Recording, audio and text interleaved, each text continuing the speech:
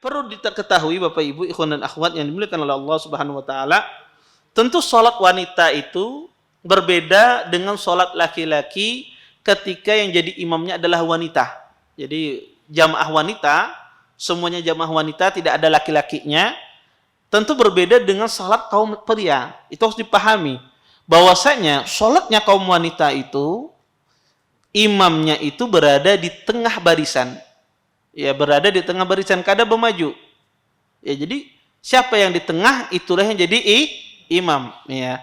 Maka dia tidak bermaju. Nah, tentu merapikan barisan dengan wanita ini ketika dia bersama imamnya dan di samping imam tersebut. Ya, di samping imam tersebut.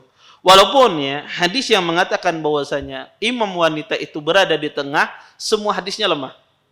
Semua hadisnya lemah, ya.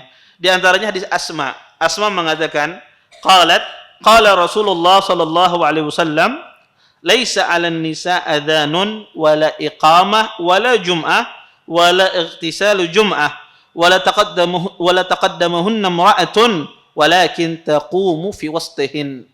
Kata Asma binti Abi Bakar radhiyallahu taala anha, kata beliau bahwasanya Nabi sallallahu alaihi wasallam pernah bersabda, tidak ada bagi wanita itu azan dan iqamah, dan tidak ada juga bagi wanita itu kewajiban salat Jumat dan mandi pada hari Jumat, dan janganlah seorang wanita maju ya untuk menjadi imam, tetapi hendaklah dia berdiri di antara tengah-tengah kaum wanita tersebut.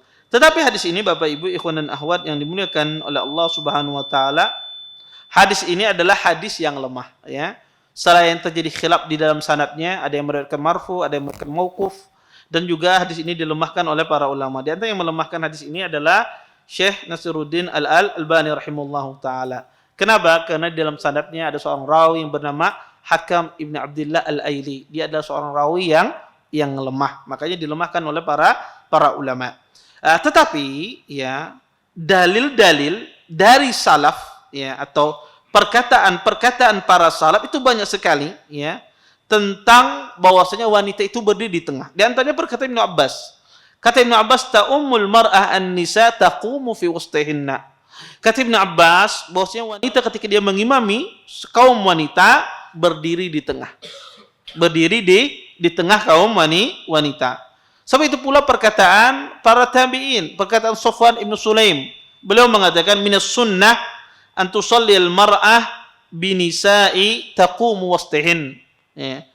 Perkataan sahabat Sufyan, kata Sufyan, sesungguhnya dari sunnah seseorang wanita itu berdiri di tengah-tengah kaum wanita ketika dia jadi imam. Maka banyak sekali. Hal yang serupa juga dikatakan oleh Aisyah radhiyallahu taala anha. Maka kalau kita lihat ya dalil-dalil para ulama salaf, baik itu dari sahabat tabi'in, hampir semua mereka mengatakan wanita itu berdiri di tengah. Dan ini menunjukkan mereka mendapatkan hal ini dari Nabi SAW.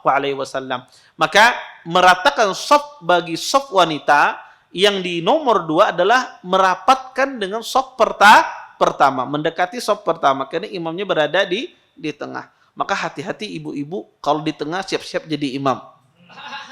Ya, kalau di tengah-tengah siap-siap jadi imam ya. Makanya ibu-ibu itu incak ketujuh mencari tembok dah. Ya, di dinding aman, kada kau lagi yang menghigai. Ya, karena kalau dia berdiri ya di samping tidak ada tembok, satu di kanan, satu di kirinya, sudah dia berada di tengah jadi imam dia. Terima kasih. Jazakumullah khairan wa barakallahu fikum. Video ini dibuat atas partisipasi dari donasi Anda.